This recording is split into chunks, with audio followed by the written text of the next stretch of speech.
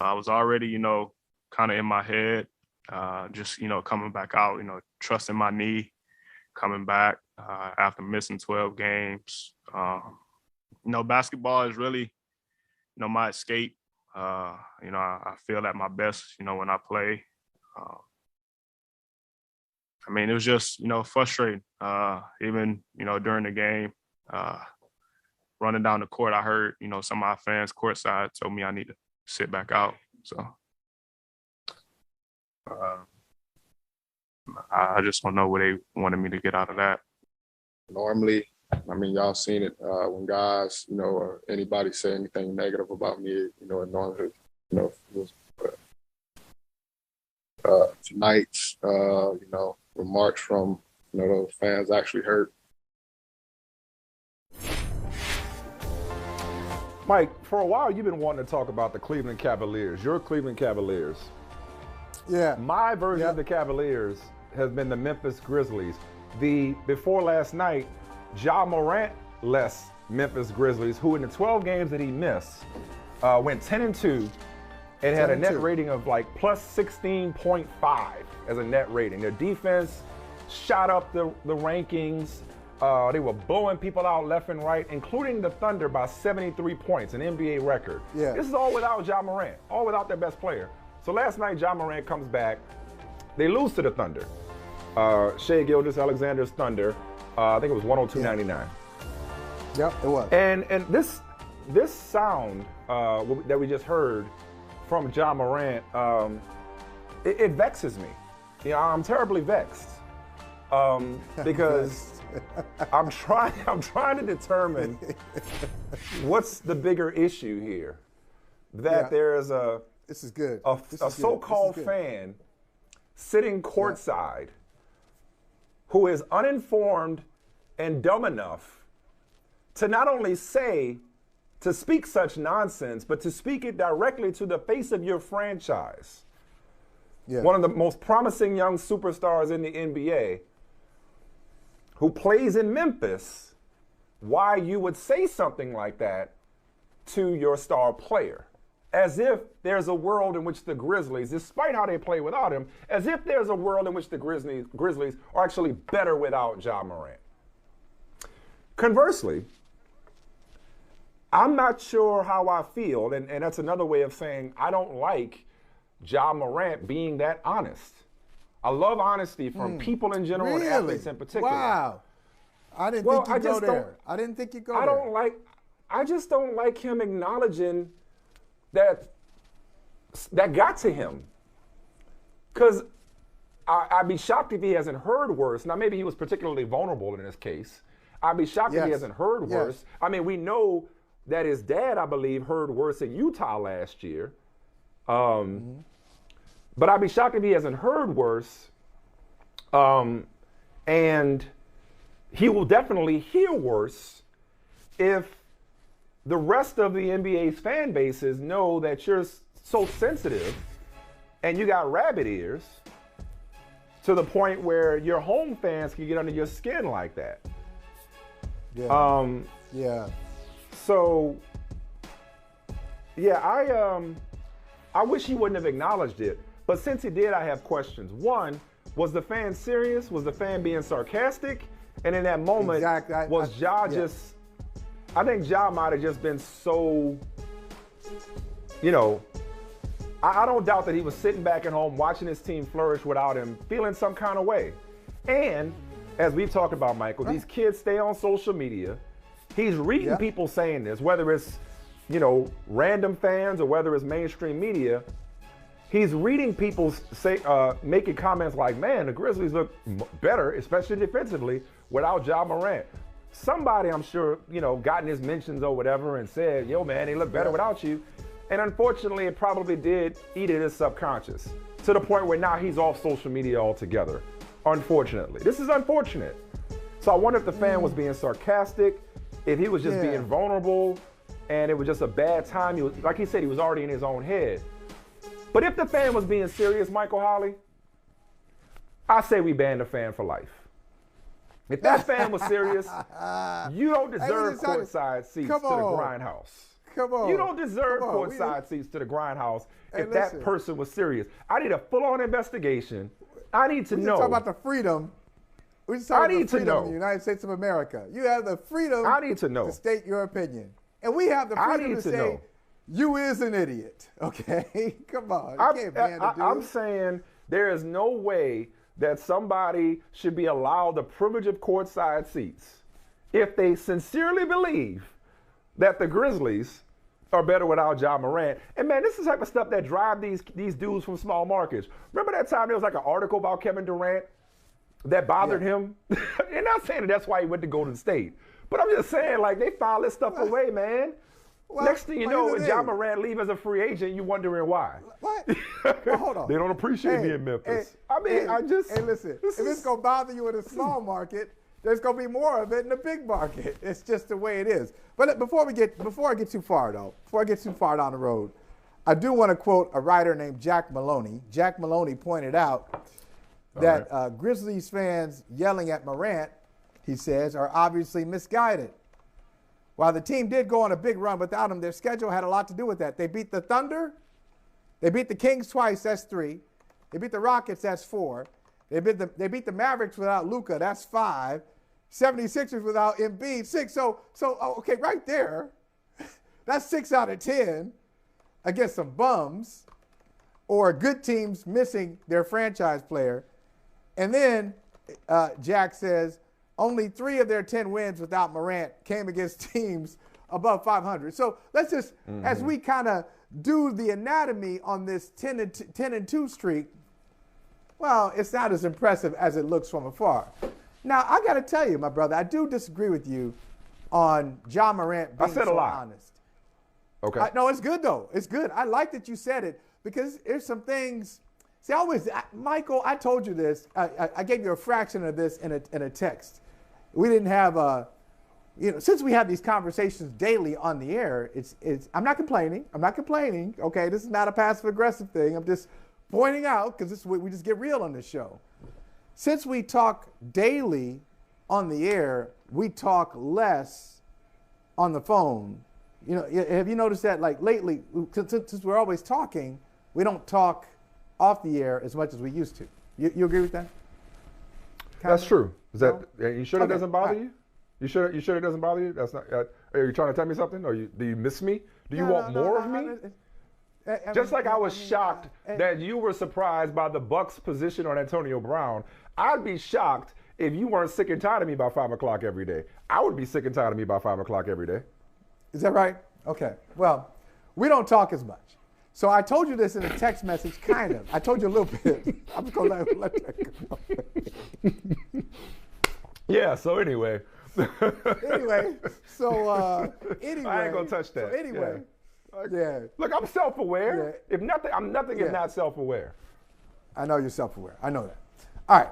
So I told you in a text that this time of year, I start to mentally, I just start to melt. Okay, I'm melting down. I'm shutting down. It's reaching. Oh, that's what it is. Okay. Yeah. Okay. Yeah. Oh, no wonder. Okay. Okay, that's good. I deserve that. Yeah. But part of it, at the end of the year, I start to assess. I start to think, okay, what are we looking for? What are we looking for? It's not a resolutions. I don't get into that. I'm just trying to think of the year, or think about the year. You know, what happened, what the blessings were, what I learned, all of these things. And one of the things I've been thinking about for the last couple of months is more vulnerability from myself and from my brothers, especially from my brothers. Okay, brothers out there. Some people call it toxic masculinity. That goes too far. I'm just saying that it's all right. It's all right to be vulnerable. It's all right to be vulnerable in a lot of spaces. In the sports space, in the sports talk space, in songs. Like, I don't want to hear any more love songs where brothers are talking about how you're feeling somebody, but you still got to keep a pose. No, break it down, break down the wall. I want to see it all because we got that. We got dimensions to our personalities. We do. It's not always, hey, I got to be the strong man. No, sometimes you don't feel strong. You think strong, but sometimes you don't feel it. So I like that Ja Morant said, hey, most of the time, this is good. Most of the time, my critics fuel me. In this case, it hurt me. And that's a good thing. That's a good discussion. Hurt because, why now? Well, I will tell you what. Well, I will tell you why. I will tell you why. Because I know this is how it works with me. The only thing, you know how they say hit dogs holler? The only thing that ever bothers me that somebody says, I think I mentioned this to you before, because we've had similar to this conversation before. The only thing that ever bothers me is something that speaks to an existing insecurity. So if somebody says something that triggers me, it's probably because that little voice in the back of my head was already saying it to me. That's right. To begin with. So because Ja was already feeling, he acknowledged it. He was like, I was already in my own head. I was already feeling something weird about how well they were doing without me, and I'm rusty coming back, and all of a sudden somebody says this. So it hit him at a vulnerable time. I'm not saying the kid is weak at all, far from it. I'm not either. I'm not either. But I'm simply saying, like, just the opposite. Just the opposite. You got two sons, I got one son. I guess as a defense mechanism, and maybe this is your point about evolving, Michael. It's like, the more you let them know that they're bothering you, the more they're going to do it. And maybe that's maybe that's judgmental on my part. Maybe it's because I'm looking at it and thinking that this should be water off a duck's back, and Josh shouldn't let this bother him because it's so ridiculous to anybody with a lick of common sense. But I hear you. I do hear you, and I appreciate you pushing back on that. This is his headspace, and he's entitled to it. And and beyond that, I'll tell you this. Like that was a great headline. Yes, hey, Ja, the Grizzlies need you. We know that. We know that the Grizzlies need him. I mean, like, everybody knows that. Except for this dumbass sitting courtside. Like, who is this person? I need to know who this person was. Unless he thought he was just being, he's being funny. It's like, hey, maybe he thought he was being ironic. And sometimes that's why you're sitting courtside. You're not as funny as you thought. Maybe you think that line is just out of place, and you don't know who you're saying it to and how they're receiving it. But I think part of criticism, the good thing that he's going through is he's acknowledging it, and I need to be consistent. And maybe I need to say this about Kevin Durant too, because I've always said to him, hey, why are you paying attention? But paying attention and acknowledging that it hurts you is a way of getting through it. Maybe Ja Morant is going to have a breakthrough and start to say, why do these things get to me? And he's correcting something that's going on with him. He can correct that hole in his swing. We used a baseball analogy earlier. Let's just keep it going with baseball. Correct that hole in his swing, and so down the road when somebody says something, it won't get to him as much. I'll tell you a story and how it worked with me. I remember a kid. I was trying to inspire some kid. This is growth. This is growth. This is growth. This is growth. Right. I was trying to inspire some kid years ago. He went to my school, Point Park College, now Point Park University, and I told him, he called me, had some, you've done this many times. Somebody calls for an interview. Can you tell me this? Can you tell me about your story, about your journey? I'm interested in journalism. And this kid called from Point Park. I was so excited that he wanted to talk to me. So I said, let me help this kid. And I'm going to inspire somebody by telling him my story. I said, telling this kid this. Now, I was very sensitive about it. And then I said, okay, no, I'm not. I'm going to get through this. I said, that when I got to Point Park, I was admitted to Point Park on probation. Did you know that? Mm-hmm. On academic probation, I was admitted. I had some bad habits in high school, and I talked my way. True story. I talked my way. I'd never tell you this before. I talked my way into school. Did I tell you that? I don't think so, but it doesn't surprise me in the least. Yeah, I talked my way in. They said, "Look, you seem like I was 17 years old. Yeah, you seem like a good young man, impressive young man. Hey, what's going on, though? Those grades are not as high as we'd like to see." I said, look, well, I have myself to blame. I figured it out now, late, in my high school career, and if you will allow me into your school, I will prove it to you. I will prove it to you that I'm worthy. And they said, all right. So they allowed me into school. I did well in college, okay? So I told him that story to inspire him. Then the Penguins played the Bruins in the playoffs. He didn't like my Bruins take. I was rooting for the Bruins, He didn't like my Bruins take, and he turned around to use it against me. He said, you see, and that's why you were so terrible in high school. But you know what it took? It took that for me to say, oh, wow, this is great. I'm already beyond that point. You can't use that against me because I shared that with you. Because I've owned it. So since I've owned it. Since I shared it, I delivered it to you. You can't turn around and it's not a dagger for me. This is elevation, Time baby. out. This is elevation. That's beautiful. That's a word for somebody. Without derailing the conversation, I need to make an observation, okay? That's going to harken back to a conversation we had a couple of weeks ago. Maybe it was last week. Okay. I lose track. Okay? What you just said. Okay, could you do me a favor? Okay, well, you can't promise this because if I say something, you're going to have to respond. But I would prefer if you just let me say it and we keep it moving. All right. Do you remember when we were at it about the Buffalo Bills feeling some kind of way? Feeling some kind of way about, I think it was it Jerry Sullivan's question, should you be embarrassed because the Patriots threw 3 passes on you and won the game, running the ball the way they did? And I said it was a trigger, and you said, I get to decide what's a trigger? That is the science, that is the principle behind the Sawatsky methodology that I swear by.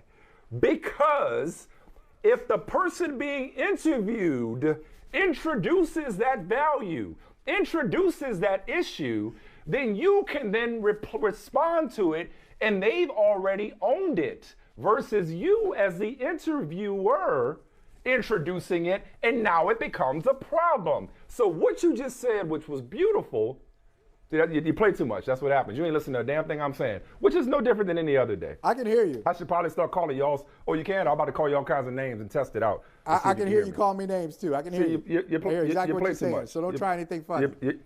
You play too much. That's what happens. You play too much, and then you pull your IFB out. You have enough trouble with your IFB as it is. That's right. Bro, what are you doing? You didn't have all kinds of crap on your face. Your IFB messed up. I mean, it's just all kind. You just going all kind of stuff going on into your day. Anyway, moving on from that, I just want to observe that you spoke to what I was speaking to. That's right. Because you owned it. You owned that issue. So back to Ja Morant. I think we've arrived at the solution here. Why did that bother Ja Morant? Because he was thinking it anyway. He was feeling that way anyway. That's right. So he's got to get to the source of that insecurity. Why did somebody who's one of the most exciting players in the NBA, who early in the season, very early in the season, was like, yo, could this dude be coming for MVP? His numbers are outstanding, whose game has gotten better since last year, and we saw him show out last year and in the postseason. Because remember, a lot of people think about that Lakers game. That's the dude that sent Steph Curry home last year. Ja Morant sent him home last year, okay? Yep. So why does he feel insecure? That's what he needs to get to the root of. His teammates have already come to his defense. They're supporting him. People with common sense are supporting him. Hopefully he can work through it. I just would prefer that he didn't let people know that they could get to him like that. But I understand what you're saying, that, you know what? That's all right. Maybe it's just part of his process, and there's a reason why it got to him, and he needs to fix that. So hopefully he fixes it sooner rather than later. And that's all right. And I'm not criticizing him. I think it's beautiful what he did, what he said, that I'm hurt. How many people say, first of all, let's just start there, Mike. Think about basketball. Let's just go back. No, that's hard to. Just to diagnose what it is. Yeah. They ain't gonna be snippy with you. There's no passive aggressiveness. I ain't talking to him, and you wonder what's going on. Somebody who just says, you know what that did to me? That hurt me. Usually, that gets me going. That fires me up. But I was hurt by that. I'm in my head. That is a self-aware dude right there. And to realize, he says, I'm taking a break from social media. Not that social media is evil. I hate everybody on social media. It can be I'm toxic, taking though. a break. Yes, yes, I know. Which everybody should do that. Everybody at some point take a social media cleanse because it affects people in ways you don't even realize, psychologically, emotionally, watching everybody's highlight film, reading everybody's comments. And I feel for these kids that came up on it because they don't know what to do without it. Like you and I, we may use it, but it's not something that we were raised on. These kids, this is all they know. That's a good point. They identify so much with it. It's their identity. It's psychologically toxic. So you need a break from it for your own mental health. So yeah, maybe this was a moment. And also too, Michael, it could spark people rallying around him, not just his teammates, but that fan base and that market could end up rallying around him and turning a frown upside down. So. Hey, thanks for watching Brother from Another on YouTube. Make sure you hit subscribe before you leave and be sure to watch us 3 to 5 p.m. Eastern Time on Peacock. Appreciate you.